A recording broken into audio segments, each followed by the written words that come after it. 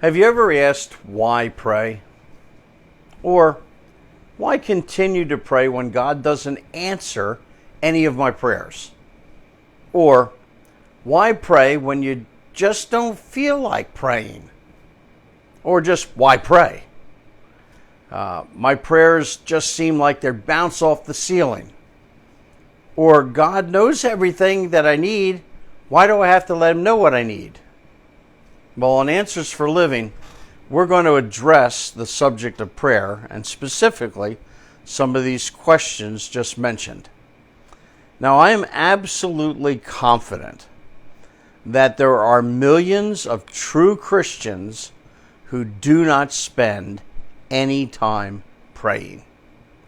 They just don't feel the need. Perhaps they used to pray, but God didn't answer their prayers, so they just stopped. They basically would say, why waste the time? Others don't pray, and when the subject of prayer arises, then they feel guilty. They know they should pray, but their lives are so busy that prayer takes a back seat or no seat at all. I just want you to think about a working mother. Let's just say she arises at 5:30 in the morning. She puts the coffee on. She then wakes the children. She makes sure the clothes they wear are going to be appropriate for school. She then goes back down to the kitchen and prepares breakfast for the family. She then calls the family to come and eat. While they're eating, she's packing the lunches. She sends the kids off to the school bus. She cleans up the dishes. She goes and gets herself ready to go to work. And out the door she goes at 7:30 and makes that half-hour trip to work. She works from 8 o'clock till 4:30.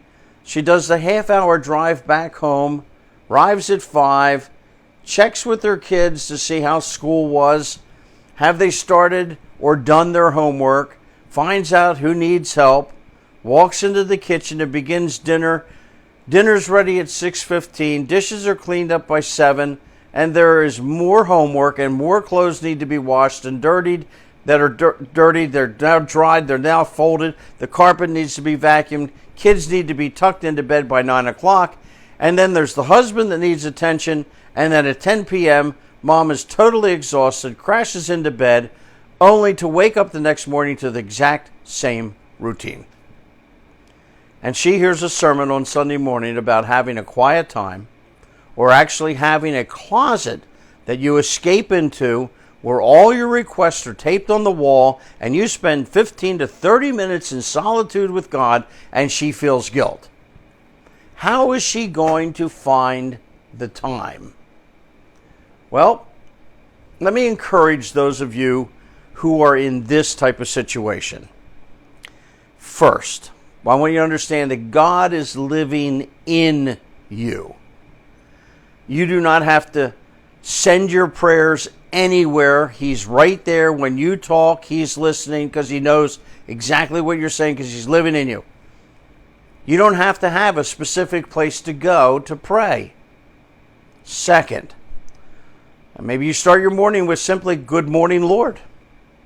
And then while you're making breakfast, you may pray for your child's day or your husband's day. Ask God to work in their lives. God's right there and he's listening. Number 3, if you're showering in the morning, use the time to lay out your day before the Lord. And number 4, when you get in the car, make it your prayer room. Don't close your eyes when you pray, but drive safely. And don't worry about those interruptions. God understands. He doesn't get ticked off. He's enjoying the ride with you anyhow. Number 5, as you arrive at work, commit yourself and your day to him. Doesn't have to be long, and just say, "Lord, today's your day." Number 6, throughout the day, sentence prayers help. Like the greatest sentence prayer is the word help. And he hears it. Number 7, on your way home from work, listen to some Christian music to re-energize yourself. You'll be surprised with how much you talk to God on a daily basis.